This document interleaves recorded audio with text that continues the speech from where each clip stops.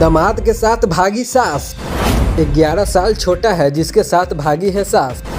पति को भेजा साली के पास, खुद भाग गई दामाद के साथ। चलिए जानते हैं क्या है सच्चाई, अब बने रहिए इस वीडियो में। अलीगढ़ में सास अनीता और दामाद राहुल के अजब प्रेम की गजब कहानी अब पुलिस के लिए सिरदर्द बन चुकी है। 8 अप्रैल की शाम को घर छोड़ने के बाद से अब तक 3 दिन और 4 रातें बीत चुकी है, लेकिन ना तो सास का कोई पता है ना दामाद का। परिवार वाले भी सदमे में है और अब पुलिस की सारी उम्मीदें mobile CDR report, call detail recording पर टिकी है। अलीगढ़ के डिप्टी SP मुकेश कुमार के मुताबिक दोनों ने भागने से पहले अपने मोबाइल फोन बंद कर दिए थे, जिसके कारण लोकेशन ट्रेस नहीं हो पा रही है। क्योंकि राहुल पहले रुद्रपुर में काम करता था, इसलिए पुलिस को शक है कि दोनों रुद्रपुर में ही कहीं छिपे हो सकते हैं। सास अनीता देवी और उसका होने वाला दामाद राहुल न सिर्फ घर छोड़कर चले गए, बल्कि घर में शादी के लिए रखे कैश और गहने भी साथ ले गए। अपनी पत्नी के भाग जाने की घटना से पति जितेंद्र अब सदमे में आ गया है। पुलिस में गुमशुदगी दर्ज कराने के बाद उसने इस मामले को उठाया, लेकिन अब वह घर से बाहर नहीं निकल रहा है। यही हाल उसकी बेटी का भी है, वह भी अब किसी से बात नहीं कर रही है,